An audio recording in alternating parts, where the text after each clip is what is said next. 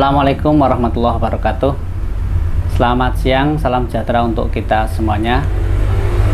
Teman pemilih, berjumpa dengan kami KPU Kabupaten Boyolali dalam program Ide Inspirasi Demokrasi. Kali ini kita akan berbincang-bincang dengan tokoh inspiratif di Kabupaten Boyolali. Beliau adalah Ketua FKUB Kabupaten Boyolali. Kami perkenalkan, dia adalah Kiai Habib Masturi. Assalamualaikum Kiai. Waalaikumsalam. Terima kasih sudah berkenan bersama kami di Kabupaten Boyolali untuk berbincang-bincang tentang demokrasi di Kabupaten Boyolali. Teman pemilih, pada kesempatan kali ini kita akan mengambil tema tentang refleksi urgensi demokrasi dalam membangun kerukunan umat beragama. Kita tahu bahwa beliau adalah salah satu tokoh FKUB di Kabupaten Boyolali dan sekaligus juga tokoh agama. Pernah juga lama berkunjung sebagai dalam dunia politik di Kabupaten Boyolali, baik sebagai Wakil Bupati Kabupaten Boyolali dan juga anggota DPRD Kabupaten Boyolali. Satu hal yang menjadi persoalan di Indonesia yaitu tentang kemajemukan. Bahwa kita tahu Indonesia adalah negara besar dengan jumlah penduduk yang luar biasa dan kemudian juga terdiri dari suku, ras, dan agama begitu. Lantas kemudian kita juga tahu bahwa Indonesia adalah negara demokrasi yang besar di dunia. Terkait dengan itu, bagaimanakah kemudian kemajemukan itu menjadi pondasi bagi tegaknya demokrasi di Indonesia? Terima kasih atas waktu yang diberikan kepada saya untuk menyampaikan demokrasi sebagai inspirasi. Jadi negara Indonesia adalah negara yang bineka. Oleh sebab itu yang paling pas menurut saya yang dipakai ya sistem demokrasi. Artinya bahwa semua golongan, semua etnik, suku, agama dan seterusnya, terutama masalah politik atau partai politik, ini yang sudah sesuai dengan undang-undang itu diberi kebebasan sebebas-bebasnya di dalam alam demokrasi, asal tidak melanggar peraturan perundangan yang berlaku. Jadi batasannya adalah ada undang-undang, kan demokrasi itu tidak boleh sak maunya sendiri gitu, sak maunya sendiri. Jadi menurut saya, karena saya ini adalah dianggap sebagai tokoh agama, karena saya sebagai ketua forum kerukunan umat beragama, maka menurut saya demokrasi itu sama sekali tidak bertentangan dengan agama apapun, ya, dengan agama apapun. Memang kalau kita kembali ke agama-agama, dulu belum ada yang namanya pemilu, belum ada, belum ada pemilu. Jadi kemudian kan itu terus berkembang sistem itu, sistem kenegaraan, sistem politik, sistem pemerintahan itu berkembang, berkembang. Akhirnya kita ini sampai kepada tahapan istilahnya nation state, negara bangsa itu, dan negara bangsa itu hampir semuanya atau sebagian besar menganut sistem demokrasi. Meskipun itu negara kerajaan, jadi kerajaan banyak juga yang bukan monarki absolut, itu tetap ada DPR-nya. Nah, pemilu itu kan akan memilih anggota DPR, kemudian MPR, kemudian kalau presiden malah dipilih langsung. Kalau dulu kan yang namanya presiden itu dipilih oleh MPR, sekarang dipilih langsung. Dan memang sementara ini masyarakat menghendaki seperti itu. Yang paling pas ya seperti itu, dan sesuai dengan undang-undang memang anggota DPR, presiden dan kepala-kepala daerah dipilih secara langsung. Jadi memang demokrasi itu tidak bertentangan dengan Tidak, malah menurut saya yang paling pas ya demokrasi. Demokrasi itu kan intinya setelah para wakil ini terpilih, kan nanti musyawarah. Selanjutnya Pak, fenomena saat ini itu kan kita melihat ada sentimen keagamaan yang itu muncul di tengah masyarakat, yang kemudian membuat seolah-olah masyarakat itu terpecah begitu. Terus sebenarnya itu bagaimana untuk kita mensikapinya? Jadi begini, saya kan orang agama ya. Saya juga dulu pernah punya pikiran seperti itu. Tapi sekarang saya tahu betul karena pengalaman saya di politik itu berapa puluh tahun ya.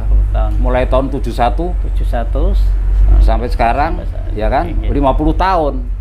50 tahun saya kan tahu yang namanya demokrasi model Orde Lama. Saya tahu demokrasi Orde Lama itu pun diawali dengan demokrasi liberal, kemudian malah jadi demokrasi terpimpin.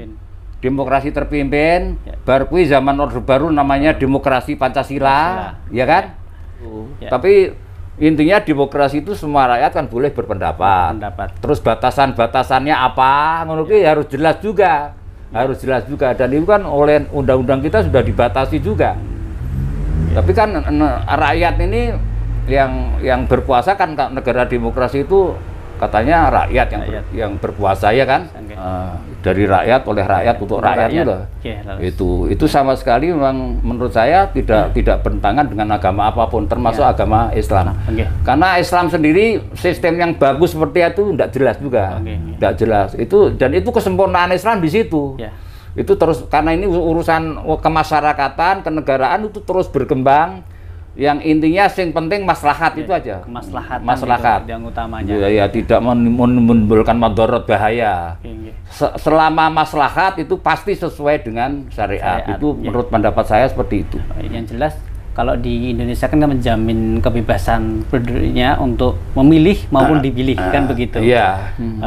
Terus harapan apa saja yang mungkin kedepannya agar kualitas demokrasi di Indonesia ini. Jadi harus ada batasan dulu. Kita sepakat bahwa kita tidak dibolehkan oleh undang-undang untuk menuju kepada negara agama. Kalau Islam negara Islam, Kristen negara Kristen itu tidak boleh. Tidak boleh ya. Nah, jadi prinsip saya sekarang Islam yes, negara Islam no. Kita sudah sepakat Pancasila, Undang-Undang Dasar 45, demokrasi menjadi pegangan kita, menjadi acuan kita, rujukan kita itu. Dan di dalam negara demokrasi, agama kan bebas sebebas-bebasnya. Sebebas-bebas. Sampean akan melaksanakan syariat Islam di masyarakat itu kan bebas-bebas. Iya kan? Bebas-bebas. Bahkan zakat diatur dengan undang-undang zakat. Haji ada undang-undang haji. Masuk undang-undang sholat kan ora perlu, masuk sholat tidak undang-undang ya kan? Itu loh, maksudnya seperti itu.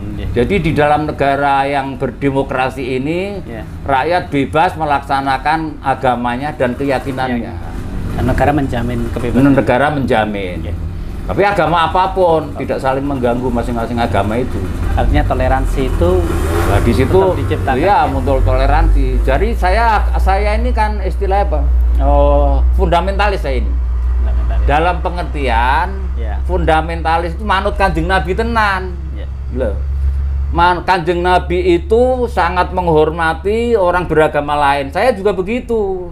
Jadi saya fundamentalis. Jadi kalau ada orang Islam suka mencaci maki agama lain, itu yang malah sekuler itu namanya. Kita berinteraksi dengan orang lain, orang beragama lain, suku lain, warna kulit lain, bahasa lain, tradisi lain, dan kalau pemilu kaitannya partainya lain-lain, ya kan? Apalagi hanya partai beda agama kudu manut Kanjeng Nabi, harus saling menghormati, menghormati, toleransi, tidak boleh memaksa, itu aja. Ini pengalaman yang saya alami bertahun-tahun, akhirnya saya berpendapat seperti itu. Terima kasih. Terakhir, apa pesan-pesan dari Bapak selaku Ketua FKUB Kabupaten Boyolali kepada masyarakat Boyolali menjelang atau menyongsong pemilu dan pemilihan serentak di tahun 2024 yang akan datang? Ya, saya selaku Ketua Forum Kerukunan Umat Beragama. Jadi semua agama yang ada di Boyolali ini difasilitasi, dilayani oleh FKUB agar mereka selalu berkomunikasi, toleransi, tepo sliro, tenggang rasa antar umat beragama. Karena ini terkait dengan politik atau pemilihan umum, saya menghimbau, mengajak kepada semua tokoh-tokoh agama untuk memberikan memberikan semacam anjuran kepada umatnya masing-masing supaya meskipun nanti berbeda pilihan, berbeda partai politik, Tetap itu dinikmati saja. Dinikmati saja. Kita belajar untuk menikmati perbedaan apapun. Perbedaan apapun itu harus dinikmati. Ya. Jadi jangan sampai menganggap yang berbeda itu adalah musuh. Ya. Jangan sampai. Ya. Itu sunatullah. Sunatullah. Lausya Allah la ja'alakum ummatan wahidah. Nek Gusti Allah ki menghendaki semua orang itu ono siji tok. Agamane ono siji, partainya ono siji, gitu kan? Ya. Nah, itu tapi ternyata tidak. Ternyata tidak. Tapi oleh sebab itu perbedaan itu untuk menguji kita. Ya Pak. Liya bluwakum fi ma'atakum karpe. Jadi warna-warna itu untuk menguji kita. Apakah kita ini berbeda-beda, ini berantem apa saling tolong-menolong, gitu aja. Gitu. Kalau kita berbeda kemudian berantem, minimal bertengkar, itu namanya kita diuji nggak lulus. Oh, iya. Liya bluwakum fi ma'atakum maksudnya seperti itu. Ya. Jadi sekali lagi saya selaku Ketua FKUB pada tokoh-tokoh agama Islam, Kristen, Katolik, Hindu, Buddha, dan lain-lain penghayat kepercayaan untuk memberikan pencerahan kepada umatnya masing-masing untuk bisa menerima bahkan menikmati perbedaan. Cukup sekian. Terima kasih Kiai sampun ikut di kegiatan KPU Kabupaten Boyolali di acara IDE. Mudah-mudahan kedepannya kita dalam berdemokrasi semakin dewasa, semakin menghargai perbedaan dan juga bisa menerima perbedaan dan dengan menikmatinya. Teman pemilih, demikian bincang-bincang kita pada kali ini dalam program IDE Inspirasi Demokrasi dengan mengambil tema urgensi demokrasi dalam membangun kerukunan umat beragama dengan narasumber beliau Ketua FKUB Kabupaten Boyolali Bapak Habib Masturi. Nantikan episode selanjutnya. Terima kasih. Assalamualaikum warahmatullahi wabarakatuh.